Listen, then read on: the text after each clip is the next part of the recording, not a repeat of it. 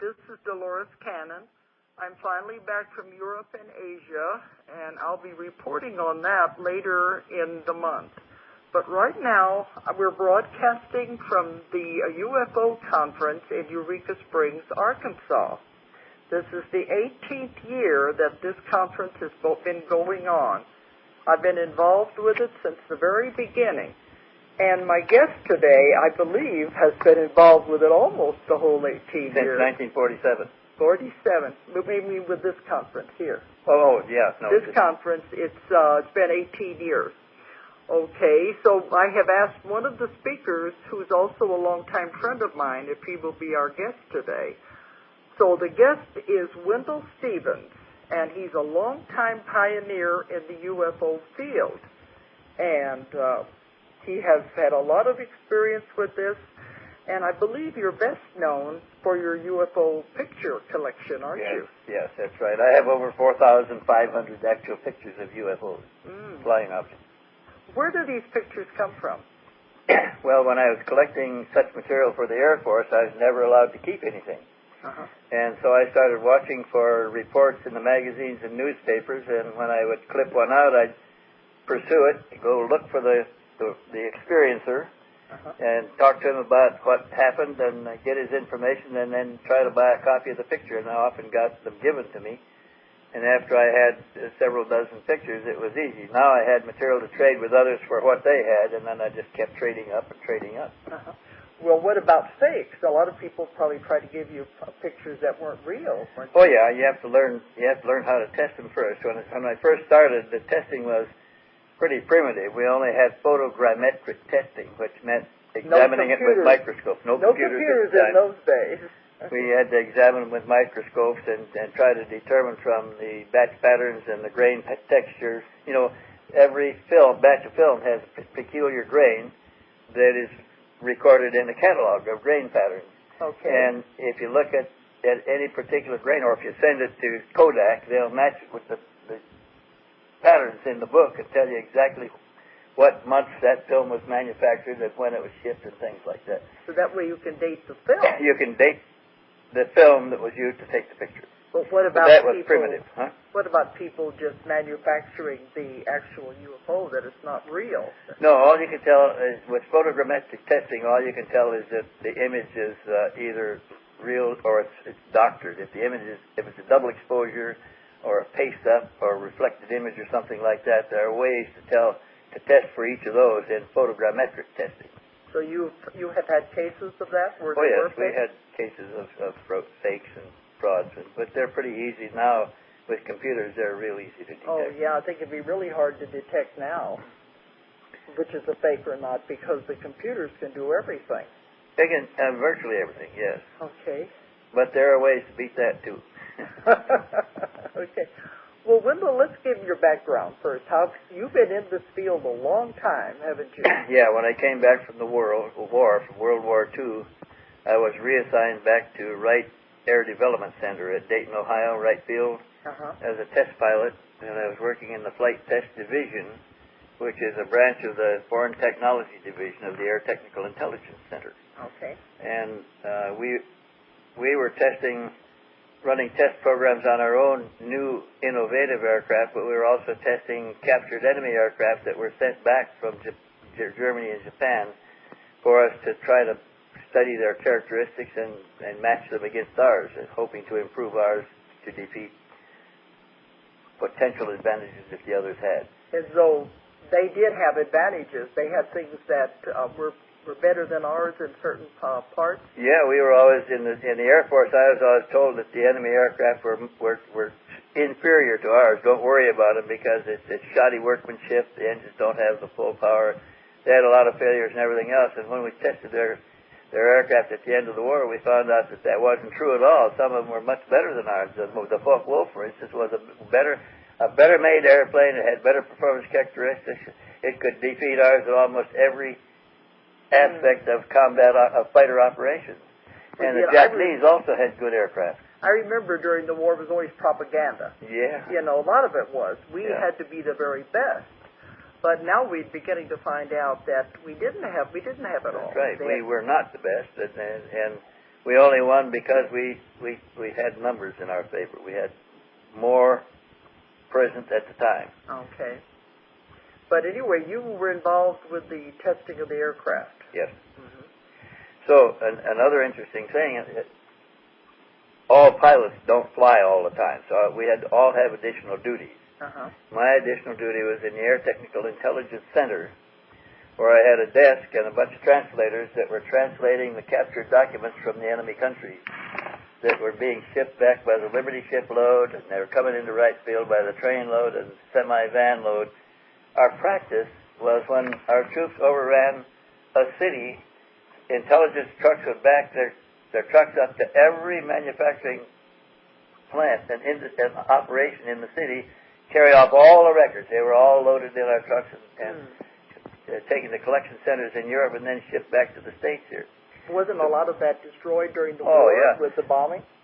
Well, a lot of it was, but whatever survived was brought here. So we left the country, the host country, or the former enemy country, with very little information in their files. So at the Air Technical Intelligence Center, I had a team of translators that were going through these documents one by one, and there were tens of thousands of them, looking for, we had save lists from the government and save lists from our aircraft aerotechnical industries, and we were working against all of these save lists. And this means those were more important? These are more important subjects to look for, and if, as we were reading the documents with our translators, if it wasn't on any save list, it was sent to a shredder and shredded and burned. So how do you know what might have been important down the road? Well, we didn't. And a good example is one time a map came across my desk in that operation, and this map was a geographical map of Greater Germany, and on that map were 9 Saturn-shaped symbols stamped on, like with a rubber stamp, in 9 positions in Greater Germany, which included some of Poland and Czechoslovakia and some of the others. And it was not on any save list, so little Saturn-shaped symbols stamped on it didn't mean a thing to us at the time. UFOs weren't even being reported then as such. Oh, yeah, they were Foo Fighters and things like that. Spirit phenomena, too. Very little was out there. Because it didn't fit any of the save lists, I rejected it, sent it to the shredder, and it was shredded and burned.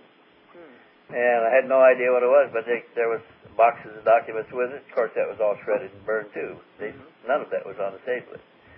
And then, many years later, I encountered a book that was written by a German aerotechnical engineer, a refugee in Canada, called The Nazi UFOs by Mattern and Friedrich. And in that book was a copy of the same map that I had seen with the same 9 symbols on it, but this was a battle map with the array of the forces shown on the map. But the symbols were all there, and I recognized that it looked pretty much like the map that I had shredded years before that. Did this explain what those symbols meant? Well, yeah. No. In the book, in the Matter Frederick book, yes. Those were Kugelblitz bases. Kugelblitz was the German V7 weapons research program, weapons development program, that was the flying disc. Well, the V7s were the rockets. V8? No, that was V1, V2, and... the rockets that were shot over those were V1 and V2 and up to V4. We knew what we had save lists for V1, V2, up to V4. We didn't know that they went beyond that at the time. The discs were V7, and I don't know whether there were other V programs after that or not, but... That's the only ones I ever heard about was the rockets. Yeah, that's 1 and 2. So, we shredded, evidently, and with hindsight now, I think we shredded a lot of boxes of technical material on the German flying disc programs. Of course, nobody was into UFOs then either. Yeah, and we didn't have flying saucers, we didn't have UFOs, we didn't have a term for it or anything else, and all went to the shredder. So when I started research many years later, I discovered that there were such bases, and that the Germans had a well-managed and closely controlled program that was controlled entirely within the Nazi hierarchy of the German armed forces. They discovered it, and they kept it internally in a department they called the Entwicklungsstelle SSE4. And they controlled all the V7 weapons research development projects. There were these 9 bases. So I think we destroyed a lot of the evidence that we would like to have today But how are you going to know there was so much? You know, we didn't even suspect it at the time that we destroyed it. But then I have to wonder how much more did we destroy that might be of great value, and we didn't know it at the time, so it went to the shredder and was burned.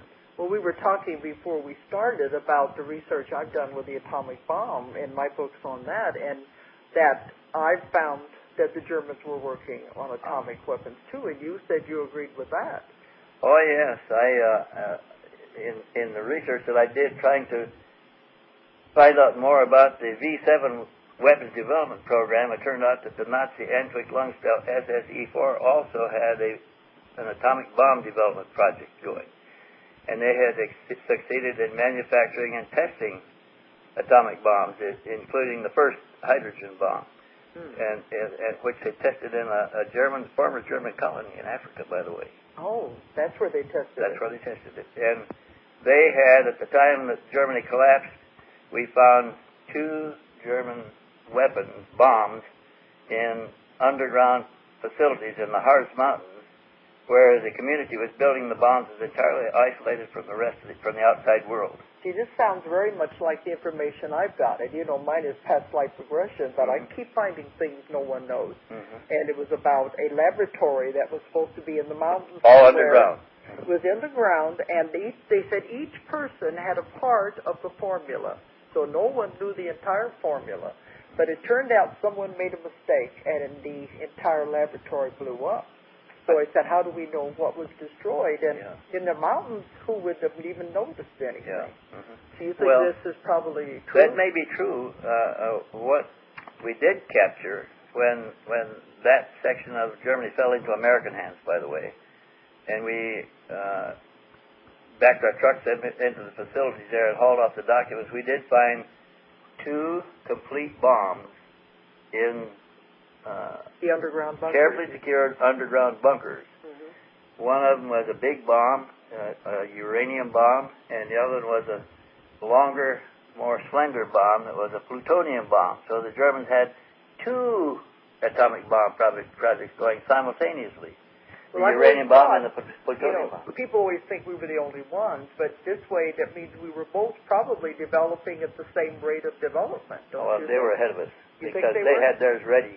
Their bombs were all ready to drop, and they had a target date. In the records we found that they had a target date to drop one on New York and one on Washington, D.C. on the 19th of September of 1945. That was after VE Day, though. But it was only a very short time after VE Day. So they were very ready. Now, at the same time, the German Heinkel factory had built special bombers to make a one-way flight from Norway to the United States to drop these bombs. And then they would go to Cuba if they could. If they couldn't, well, see, that's when the information I got when I was doing the research for my book on Hiroshima was that the bomb was developed to be used against Germany in the beginning. It was an experiment to find out.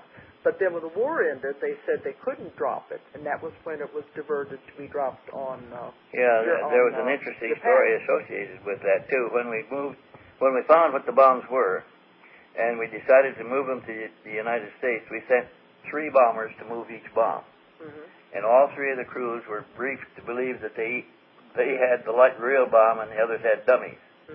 So the crews never knew which bomb was the real one. You're talking about the German ones now? The German ones. When we brought the German ones from Peenemünde back to Offutt Air Force Base in headquarters SAC. Okay. And then they were only there for a week at headquarters SAC before we did the same thing and transported them out to Tinian Island. And a week later, we dropped one on Hiroshima, the plutonium bomb, and the uranium bomb on Hiroshima, and dropped the plutonium bomb on Nagasaki. This was something me and Wendelle were talking about just before we went on the air. Is it possible that the bomb we dropped on Hiroshima could have been one of the German bombs? Because Wendelle thinks there wasn't enough time after the development with the Manhattan Project. 3 weeks. Yeah, 3 weeks to have got it and then transported it and drop it. So it's an interesting theory. Who knows? That maybe the bomb we dropped was the one of the Germans. I'm going to, on a CD I've got, I'm going to give it to you right after the program here that has pictures of the German bomb. The one that they call the Fat Man, and the picture is identical to the pictures we took of the fat boy that we dropped on Hiroshima. Because I didn't think about that. If they did have to get it to the island in those days, things took a lot longer. 10 days. And we only had 3 weeks from the time of our test explosion until we dropped it on Hiroshima. Yeah. Interesting theory, but then who knows? There's so much of this that was kept secret. Still kept secret. Yeah, there's a lot. There's a whole lot we'll never know. But that's why you have an inquiring mind. You're like me. You're full of curiosity. You want to know these things. Okay. But anyway, how did you get into the UFOs then?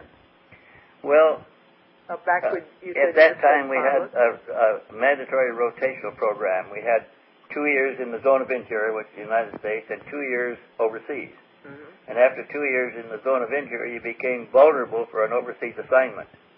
And you would get one within a short time, and then that would be another 2-year period. Then you'd rotate back to the States again. So I was reaching the end of my 2-year ZI, zone of interior assignment, and going to be assigned overseas. And when it came, it was assigned to Alaska, which was considered an overseas base at the time. Okay. It was not a state. It wasn't a state then. It was territory. Yeah. And when I got to Alaska, I found that my job there, my additional duty, was to supervise a team of highly technical, highly classified civilians, 6 of them, from my home base at Wright Field. That's from the Air Technical Intelligence Center, that were installing special equipment aboard the B-29s that were flying their target profile missions on Russia. Remember, every B-29 crew had to fly a simulated bomb drop once a year. And they flew all of the correct legs up to the last change of direction, then they'd change that back and drop it on the simulated drop on our side of the frontier. Okay. So since that was already funded and the airplanes were flying and the crews were being paid, there were piggyback programs that were attached to that requirement. One of them was to look for this anomalous aerial phenomena. They already knew there was strange things out there. They knew that, yes, and those B-29s were having an event, experiencing an event about twice a month. The airplanes went out every night, sometimes more than one, on their profile missions, and only about 1 out of 15 flights or so had an event to report. When they reported the event, the crews returned to Anchorage, Alaska. We separated the crew members, one from each other, put them in separate rooms, and then they were interrogated by experts, and their testimony taken down in shorthand and packaged with the film rolls, the cartridge cassettes, and the rolls of tape and everything from the equipment we put aboard. Now, we put aboard the B-29 surge detectors in each of the electrical systems. There's 5 on a B-29. Yeah. We put radio frequency detectors that would read the entire radio frequency spectrum, scan it, stop on the strongest signal, record it for 30 seconds, then cancel it, scan again for the next strongest, 30 seconds, cancel that till they covered them all, then it would start over, do it again. For the whole 14-hour flight. So they knew when something was out of the ordinary. We also put magnetic detectors aboard the airplane to measure ambient changes in the magnetic field. We put thermal detectors to look for changes in ambient temperature in the airplanes. All those things were recorded at one time or another. More cameras to take the pictures, opportunity cameras. There's a camera in every gun position on the B-29 already. We gave them 4x5 press cameras, 35mm hand cameras. All this was part of the kit of equipment that went aboard each B-29 every night they went out on target profile missions. So this started your interest in the UFOs. I wasn't allowed to possess anything that came back. It was all packaged in a metal locker, chained to an officer's wrist, and flown to Washington that night, and what didn't go to Washington had to be shredded and burned that same day, destroyed. So I never got to see that Washington has had information for a long time. And you know, an interesting thing, and that my superiors thought that we were looking for a Russian development, and I was convinced that it was extraterrestrial, truly extraterrestrial visitation. From what I was looking at, it looked extraterrestrial. And I couldn't persuade my superiors that it was extraterrestrial. They kept insinuating that they thought it was a Russian development. From the Air Technical Intelligence Center's work, I couldn't see how the Russians could have succeeded in making that big a jump in aviation technology. And so I didn't accept their idea. But now, after years of research on the German discs, I find that when the war ended, when the Russians drove the Germans back into Germany, they crossed the frontier between Russia and Poland before the Germans successfully evacuated all the Kugelblitz research bases, those 9 symbols on the map. The Russians captured one intact with all the staff, with the work in progress, all the machinery, and the families that lived there. They lived underground with the project, working it. And they took the whole thing up into northern Siberia to Lake Taymyr, T-Y-M-Y-R, where they reorganized, they set the whole thing back up there in 1945. So they could have been building some of these vehicles that we were photographing or experiencing contact with on our profile missions. And I had no idea that was going on at the time. But the only way was because they were able to reconstruct. They had the scientists, they had everything to continue the German program just as it was, and in 1941 the Germans were successfully flying these discs, the first Hannibals. There's a lot people don't know. But it gets to the point that, I don't believe anything coming out of Washington anymore. I tell people, think for themselves that there is so much they don't know about. But, or that we're kept from knowing about. Yeah, I know. But your interest you've kept up with the UFO field all these years. Yeah. Yeah, I just published a report on the Nazis flying discs that says 300 pages. It has over 100 photographs of the German discs, many of them in flight, diagrams, pictures of craft in development, and there was a young man, a computer expert, you call him a computer nerd today. Lived up in the Chicago area that was continually trying to break into black budget projects. He finally broke into one that involved the German disc research and the development of the Hannibal series of craft, and in searching those records, he found that we brought some back to the United States at the end of the war that were unfinished, and we successfully finished some of them out in the White Sands Missile Test area, where they had set up a special project for this, and that we had continued the developments, and he discovered some research test sites that they were being tested at, and he watched and calculated a date for a test and drove out there and to stake it out, and he succeeded in getting pictures of one of our later developments. Yeah. And then he got another test site. Then he picked up a third, then a fourth, then a fifth, and he got a series of photographs of our later developments of the captured technology that we got from Germany. And those are in the disc. And, we know with the UFO field, I've been involved with it for over 20 years, that they keep telling us, there's nothing to it, and they try to make everybody appear like they're crazy. Yeah. But we know when we've been involved with it so long, there is a lot to it. And we keep finding out more, and you seem to be right in the middle of all of this. But is there one case that you've investigated that you think is your most important or the most interesting, or are there many?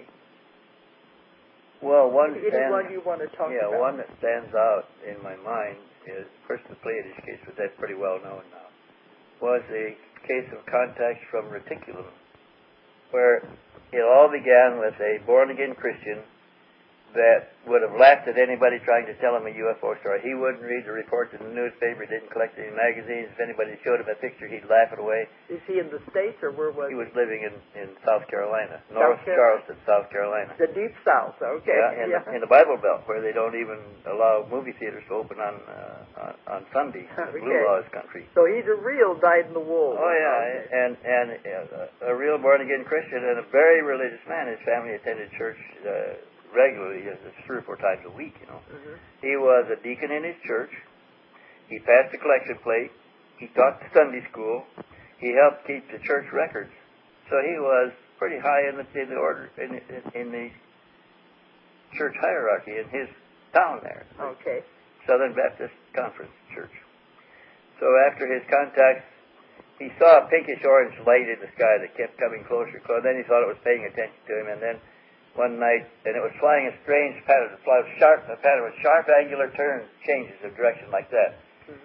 And it was easily recognized because of its flight pattern. No airplane can fly that way. So a neighbor lady came to his little house trailer, to borrow a cup of sugar one night, and his wife saw the the craft out there flying these strange triangular patterns. She says, Bill, your friend is out here. He went out and looked over his wife's and the neighbor's head and saw it, and he says, I think I'll go out there and see if I can get a better, closer look at it. So he put on his jacket, put binoculars over his shoulder, and went out into the night, it's about 9 o'clock at night, to get closer to it. He walked across the ditch and up onto the railroad track that ran above the trailer park there. And he was standing on the railroad track watching it through the binoculars and trying to focus on it because it was moving so erratically it was hard to keep it in view. Yeah. And then he saw it drop like a stone. And he thought it dropped into the Ashley River. And he's trying to focus the binoculars to see where it splashed in the river. And as he was doing that, it swooped in and filled the sky in front of him like that, so close and so fast, he thought it was going to knock him down. So he shied back like that, caught his foot on the rail, and began to fall. And he didn't fall. He put his hand down to catch it. There were jagged rocks along the railroad track. Yeah. And he never hit the rocks. He didn't feel them at all. And he saw tall grass blowing away from him in waves. Then he looked up, and he's in a beam of blue light going up into the air with a kind of an electrical tugging like that. Yeah. And when he reached the bottom of the craft, he fainted, woke up on an examining table aboard. I've heard of the blue light. I know about these things. But how did he explain all of this? Well, The light in the sky. Yeah, and everything. he couldn't explain. He thought that it was a Navy vehicle and air vehicle under test, and he kept calling the Navy and telling them because they have their naval storage facilities. He kept calling them and telling them your test vehicle is easily seen. If you got a secret project going, everybody can see it, and you ought to be more careful about this. Okay, because I was wondering if he didn't believe in this and he saw this erratic. He thought it was either an Air Force or a Navy test, and he kept calling them to tell them that everybody could see it. They should be more covert about their operation. He kept telling them they didn't have any tests going on, but he didn't believe it because they're not going to tell him anyway if there was. Yeah. Finally, he went out to the air base there, and he took pictures of it to show them the pictures. They were real interested in the pictures, but they told him they didn't have any tests going on. They wanted to leave the pictures. He said, I'll tell you what, I'll leave you one, but I'm going to keep the rest. Yeah, I'm thinking, don't give away your negative. Yeah. Don't give away your only copy. Right. Uh-huh. So that's how that began. And the contacts, that night, he was picked up just a few yards from his trailer home, and he was after being examined on he woke up on an examining table with a bar of lights above him. Slowly, they were changing like real fast, like running lights. Uh-huh. They slowed down until they stopped, and he's looked around, and he's full conscious by then, and he saw 4 little beings standing around the table. Yeah. And his first reaction was to scream for his wife, because they looked like overgrown fetuses, and he thought he'd gone to hell or something like that. And I wonder then what he would think. and then he says, "Who are they?" And he's trying to figure that out when the one nearest him came over, touched him on the shoulder to help him set up. He sat up on the edge of the examining table with his legs dangling off, and he touched him again to get off the table, and he's standing up with the 3 of them around him, and none of them comes as high as his shoulder, like kids. And they motioned for him to follow, and then he heard his name. They said, Bill, follow us. And he followed the leader that walked them towards the door in the wall. They all went through the door, 2 of them, him and 2 of them, the other 2 stayed in the examining room. And they went in one door, and there was a pause, and then they went out another door, and they were in a bigger part of the ship with more of those creatures working, doing different things. Mm-hmm. And the main one that would contact him spoke English very clearly. He spoke, or usually I've heard it's mind to mind. In his case, he thought of telepathy too, but he was hearing it physically in his ears, and he said that he heard it like surround sound. He was sure it wasn't mental. Okay. And it was like stereo surround sound. And he asked him about it, and the voice said that it was a device that it called itself a lexicon, whatever that means. It made some kind of a master computer. And the lexicon was receiving his transmissions and converting them to the alien language form, and the aliens would respond, and it would convert it back to his familiar English form. Something electronic then. Yeah, so I think it's possible because I've worked on this. Yeah, there was two-way communication, very coherent two-way communication, and he'd ask questions about the ship, and they would explain very carefully. They showed him a navigation room with the navigation instruments and devices, and a navigation table with moving sheets with moving symbols on them. They showed him the power room and the power unit. They showed him the control unit. They let him sit down at a control console, one of the one-legged stools there. Showed him how to use the controls to zoom in and out on the pictures. They were looking at a car on the road. They were down over Florida at this time. And they showed him two cars on the road below, running on the road. And his mentor reached over, touched him on the shoulder, and says, "Watch." And he reached up and did something on the control panel. The car stopped. A woman jumped out of the front one and stood beside the car looking up, and two men in the back one. The driver jumped out, and the second man in the second car was laying down in the back seat. He rolled down the back window, stuck his head out. They're all looking up with their mouths open, like they're very surprised. Yeah, and then he touched him on the shoulder, and again he says, "Now watch what happens." And he did something else, evidently brightened the light, because the woman's mouth got bigger, and she threw her hands in the air and ran around and jerked the car over and jumped in and pushed down the locks on both sides. And the alien said a futile gesture if we wanted to do anything. Oh, yeah, because I've heard they get in the car, they don't have to do anything. So the one in the back seat he went to a fetal ball like that, scared to death. The other one jumped in the car, and they all put him in gear, started racing down the road.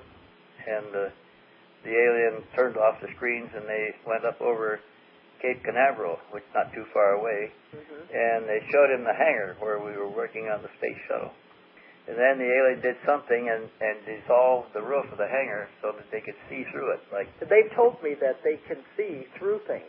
Yeah, and it was just like there was no roof there. Inside the houses, inside anything they want, you know. And he watched the workmen working on the shuttle, and the alien touched him again on the shoulder and said, "You should contact him and tell him there are some loose tiles under the nose that can be very serious." So he went to considerable pains and time to crawl and get somebody down there and tell them they got some loose tiles. They kind of laughed at him. But that ship came back after the launch with 3 tiles missing on the nose that could have burned the ship up coming back in. You know, now we know the Challenger and these different things. It's very possible. Yeah. But is this story in one of the books you have written? Yeah, it's in UFO Contact from Reticulum. Okay. How many books have you written? I know some of them are out of print. I think there's 18 hardbacks and 31 e-books, electronic books. Yeah, so you said now you're going into e-books instead of the... Yeah, and you got too expensive to publish the hardbacks anymore. You can't publish less than 1,000. If you publish more than 1,000, you can't afford that either.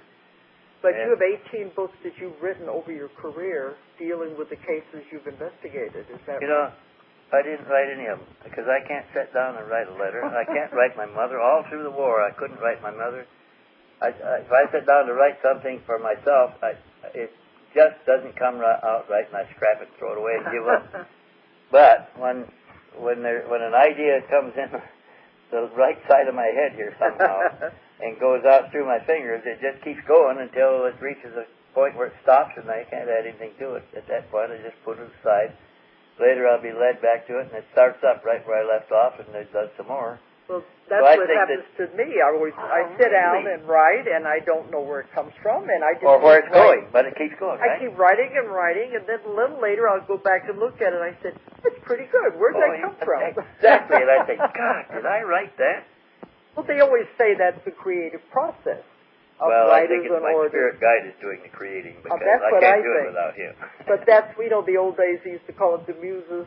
Yeah. Yeah, my muses have deserted me. But it's supposed to be the creative process that, where does it come from? Yeah. And I just sit down and do it. The research comes the same way. I couldn't sit down and do a research project by myself because I just get lost in the minutiae. But when I'm doing the research that they're guiding, they lead me right to the evidence that I want, like that. So all I have to do is collect it, pile it up, and then start sorting it. I love research. Yeah. I like to spend all day in the university library looking for one little grain of information. Most people would think that'd be boring, but to find that one little piece... You find when you're doing that, and you haven't succeeded, and you're puzzling, say, now, where will I look next? And you're walking down the aisle, and the book falls out on your floor in front of you. The very book you were looking for has the information that you wanted. Right there. or there'll be a person that I need to contact that has or the information. the other thing that I've had is the back of the book lights up. All the other books are normal. The back of that book lights up, and I think, why is that book brighter? And I take it out and look at it. That's the one I'm looking for. Well, people tell me all the time they're in bookstores and my books will fall off the shelf and hit them in the head. And they say, well, I guess I better get that book. Yeah. That's always puzzled me. Oh, okay. Well, there was something we were talking about, and it might be interesting to go into. I don't know if you had enough experience about it, but we were talking about crashes. You know, the UFO crashes, that the government has recovered the debris and also the aliens from them. And I know I've been to Roswell, I've spoken in Roswell, and I've told them out there that is not the only case. There is. People think that was the only one. But I investigated one that occurred in Kentucky. And I've had to keep it secret because the man who told me had retired from the military. And he showed me his discharge papers, I believe. But this all had a very powerful effect on him. But with his, he was with a helicopter crew, and they were sent out for crashed aircraft. And they thought this was a crashed aircraft. Instead, it was a UFO that had crashed. And so they landed, and it had split open. And so they got out of the helicopter, him and the other soldiers, and looked in there, and there were bodies in there. Live ones? There were bodies. Yeah, any live ones? I don't know. He said all they could see was bodies, and they saw clear fluid, which leads me to believe it's true, because it wasn't like blood. It was like clear fluid. And that's as much as they saw when another helicopter landed and had officers in it. And they came over and told them, you get back on that helicopter and get back to the base, and we'll talk to you when you get back there. So they never got to see any more than that.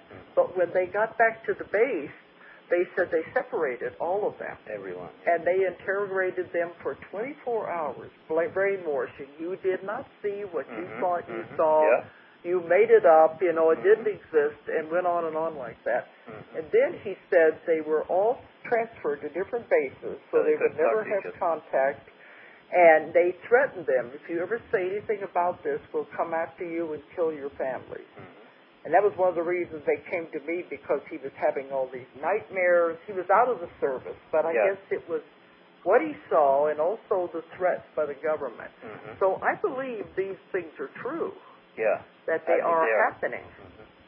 And there's more than people think. But in my work, I found they said normally, when I say they, because I communicate with them in my work, they said normally they're very good pilots and they don't have crashes. But they said if it has to do with an electrical storm or a bad thunderstorm, it interferes with the energy field around the craft and the mechanisms, and they can crash if it has to do with some kind of an electrical disturbance. And in Roswell, they said it did happen in the thunderstorm. Yeah. Now, I don't know about the one in Kentucky, but I would like to mention a letter that I just received when I got back from Europe. Yeah. I'm not going to mention the man's name, but he is worried because he's afraid if the government finds out he knows about this, are they in danger? I want to know what you think. I would say that he is, yes. Yes, but this one, he said, happened in North Carolina. And he said, he's an investigator. Well, maybe I shouldn't go any further than that. I don't want to identify him, because I don't want to get the poor man in trouble. But he said he didn't want to communicate by telephone or email because he's worried. Smart. Anyway, he says that on October the 20th, 2003. Oh, a recent one. Recent one in Newland, North Carolina. That two crashes UFO crashes within 5 minutes of each other. Wow, that's an interesting. And then several months later, a third crash occurred in the same area. Now, he doesn't go into whether there were storms or what was going on.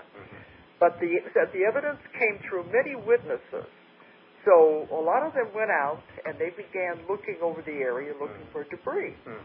And he says that after that, they didn't find anything. I don't know if he did or not, but he said after that, the people who lived up there said there were black helicopters all over the area. Okay, so we recovered the residue Apparently, and then sanitized the area so there's nothing left and didn't look like it was disturbed. Apparently they knew they were out there looking and they wanted to make sure they've got everything. Mm-hmm. But he seems to think, he said he thought they were picked up by satellite, that they saw them out there. That was how they knew they were there. This he's guessing. Mm-hmm. But he's thinking maybe they didn't get it all, and that's what they went back to make sure there wasn't anything left. Of course, he would like to follow up on all this, but he's worried about the government. Yeah, the standard procedure is to go back and sanitize the area. That means pick up every scrap of it as evidence and then rearrange the grass and the rocks and rake the ground so that it looks like it did before the event happened and leaves no trace left for anybody to find. But you know, in Roswell, they did find pieces, but that was in the early days before they knew how to really go over the area. Yeah. But this is in North Carolina, 2003. That's pretty recent. They've got a lot of experience in sanitizing an area after that. Do you have any advice for this man? Should he's worried about going public. Well, it would be dangerous to go public with the information because it probably has not been released anyplace and is carefully controlled by whoever picked up the remains. You know, Leonard Stringfield spent a lifetime collecting information on crashes. He was recorded 37 of them, but it did not include the one you just mentioned. Of course, he died before that one happened. So, what about? Did he hear about anything in Kentucky in the 1970s? That was in the Kentucky in the 70s, there was one that crashed that landed on a runway at an air base. Was it in Kentucky? And an occupant got out, and somebody chased it. The occupant didn't get back in time, and in time when it left him on the runway, and the air police shot him and killed him. Because I've heard that there are still some being held that are alive. Oh yes, we got live ones out of a number of cases. There was a crash north of Kingman, Arizona, in 1953, 8 miles north of Kingman, and that vehicle came down relatively intact. It was not damaged. It had 4 live occupants in it. It couldn't take back off again. And the conjecture was that its control system was damaged somehow by radar. By radar? By radar. Because they said storms, anything to disturb the electrical field. Well, this one was apparently damaged by radar because they were able to repair it later.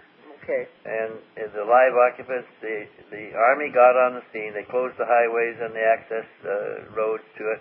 And they successfully recovered it intact, complete. And the live occupants were all put in a van and carried to Los Alamos, where they had already prepared a habitat of sorts, so they could control the atmosphere and a number of things. And they evidently had gotten live occupants before because somebody had prepared a habitat. So they knew how to prepare it, and they took them to Los Alamos, where they put them in the habitat, and the recovery crews from Area 51 picked up the craft on a tank hauler. It's a big lowboy that carries damaged battle tanks. And they couldn't tip it because it wouldn't allow itself to be tipped. They could raise it and lower it, picking it up, but they couldn't tilt it. Yeah. So they weren't able to rig it on the lowboy in any position where they could take it down a road or a highway. It was 30 feet in diameter also, so it was too big. You would have to close off all these highways. So what they did is they took us cross-country, off roads, going over railroads and across creeks, and they take down the power lines and the fences and then repair them behind it as it went. Yeah. And took it into Area 51.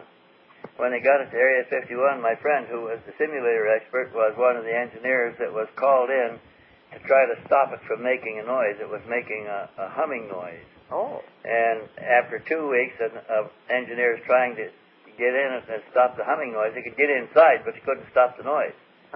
Finally, one of them suggested, let's get the occupants to come back and turn the noise off. So they did. They drove them back from Los Alamos to Area 51 with gestures. They indicated what they wanted them to do. They indicated they'd have to go aboard to do it.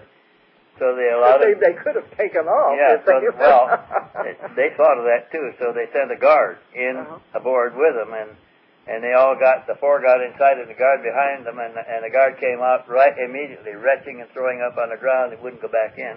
They tried to send another man, and he wouldn't go in either. So the occupants are inside all by themselves. I wonder what was making them sick. Don't know.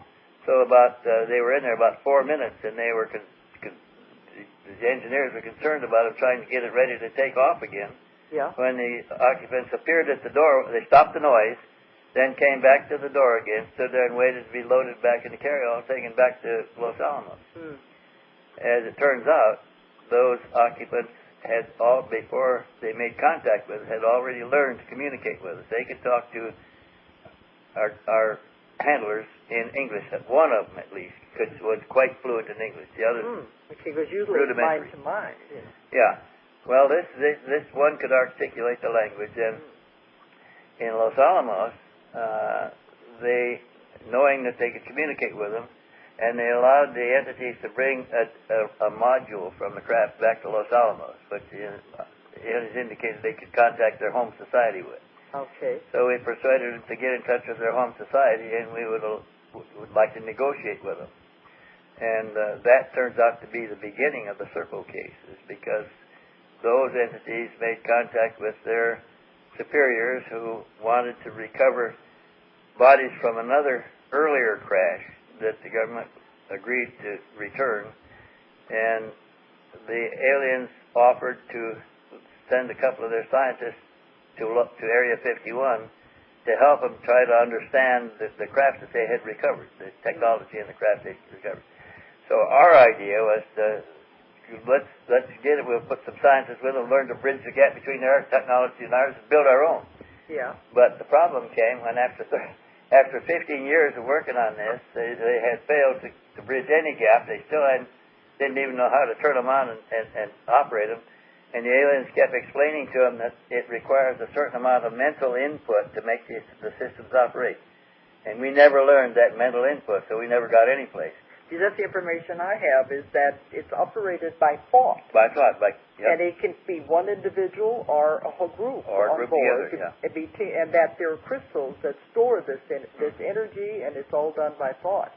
Well, naturally, we're not developed enough to do that. We never We succeeded. think we could do these things. But this meeting was in 1968 at Los Alamos, chaired by Edward Teller, the head of the Los Alamos complex. Because he was one of the ones that he was at the table with the alien on one side, the engineer on another, and 15 other scientists around there. They agreed that they haven't made any progress in 15 years. We haven't been able to learn control the first item on the craft, and the aliens are trying to explain it's because we don't have the mental input to do so. But I know Dr. Edward Teller is one of the ones that helped develop the atomic bomb, too. Yes. So he was involved with all of this then. Yeah, he was the head of the Atomic Energy Commission, which had the most secure area in the world, which is where Area 51 is. All of the atomic reservation out there was under Edward Teller, and his headquarters was at Los Alamos, where we built the habitat. So we obviously knew that there were going to be more, or expected there to be more such crashes. All the crashes were taken to the Atomic Energy Commission, AEC storage area, because it was the most secure area we had in the country. Well, some of the information I've been getting is that some of these ETs are separated. They're put in little rooms by themselves instead of letting them... We have more than one group now, yeah. In fact, we have about half a dozen live aliens that are from different places, and they're different kinds. They require but there's been others that have died, too. In captivity. Died, yeah. That's what information I had. We have one that's ill now, being treated for a neurological disorder. But what I've heard is they were separated, and maybe they didn't want Most them to be together. Well, the ones that came from the same place are not separated; they're together. Okay. The ones that from different origins are in different habitats. Okay. Because I was thinking separating them would cause them to wither and die too, because they don't have. Everything needs contact with its own kind. Yeah, and there's an interesting story about the one in the clean sphere out at Area 51. When the doctor was brought in to treat the neurological disorder, that one speaks English, by the way. He learned our language before he made contact here. Yeah. And the doctor explained that he was going to have to take a blood specimen to analyze the problem. And the alien is telling him what the neurological disorder is, how to try to treat it, and he held his arm out for him to take the blood specimen. Yeah. And he was in a clean sphere, kept in a a clean sphere. There was a plastic bubble that he... Yeah, for and decontamination. the doctor said that the alien kept asking, he'd say, can you get me some clothes? You people all have clothes, and I'm kept here naked. Why can't I have clothes too? I thought, it's terrible. We keep the alien locked up, imprisoned, and naked when he's not accustomed to that. That's not part of his society. And he's been there for years like that. Isn't that terrible? Well, why can't we give them clothes? The information I've got is that they don't care. They just want to study them, and they don't really care what happens. They don't care how he feels or how comfortable he is. No, they don't worry about those things. But I believe these things are true because, I'm like you. I have so many emails and letters and people send me, and there's a lot more going on than we even suspect. Oh, yeah. It's a shame how much we're kept in the dark about what's going on. Really going on. But I'm watching the clock here because we have to stop it a little bit. But part of the thing that I got, though, was these little grays are not the most important ones. The most important ones are on the mothership. And that these little grays, they said, I called them robots, and they said, it's not a robot as you think it's a robot. They are biologically created entities to do the work. Created for a specific task. Yes, and they're sent in the small craft. So they said, you'll see more of the small craft with the little ones than you will ever see the others. A lot of it has to do with the density and the pressure of our atmosphere, and the ones on the mother craft can't take that. It's very hard on their bodies. These are engineered to take the pressure and the density. And they're also expendable if necessary. Because they are just like little, we call them gophers, the ones who just do the work. And so they're the ones that come and get the samples, pick up the specimens, and take them back to the mother craft for examination. And that's what I've found. And I believe it's true. Well, I think it is. Those are the ones that picked Enrique Castillo Rincon up and took him out to a mothership down in Bogota, Colombia. So the majority of the ones that the government is picking up are not the intelligent ones. They're not the ones that run the laboratories. These are just the little guys. But they have been biologically created. And the larger ones, they have some that are 7 foot tall that look like these grays. That are not. Which would make sense. If we're ever going to make a robot, we'll probably make them in our image, a little human running around. But so I've been doing this 20 years, and I think a lot of the information I've received is accurate too. So probably more accurate than anything the government is releasing. Oh yeah, because that's what I've been told. They don't want to work for the government anymore because the government has not stood up to its end of the bargain. Okay. Well, I'm watching the clock, and we have to stop now. This is fascinating, and I would like it if maybe you can do it again with me by phone. Sometime, because you never know. I'm going to be doing a lot of interviews. But this one has been at the 18th UFO conference here in the end of the Ozarks in Eureka Springs, Arkansas. And there are many more people here that I could interview, but I wanted to do Wendelle because I've known him for so many years. And you have a wealth of information. It's been a long time. I've been at this for 60 years. You've accumulated a lot. So I want to thank you for doing the interview tonight. You bet. Okay. Thank you, Dolores. And thank you. If you enjoyed the show, check out more of our other videos and be sure to subscribe and click the like button. Thank you for listening to the Metaphysical Hour with Dolores Cannon.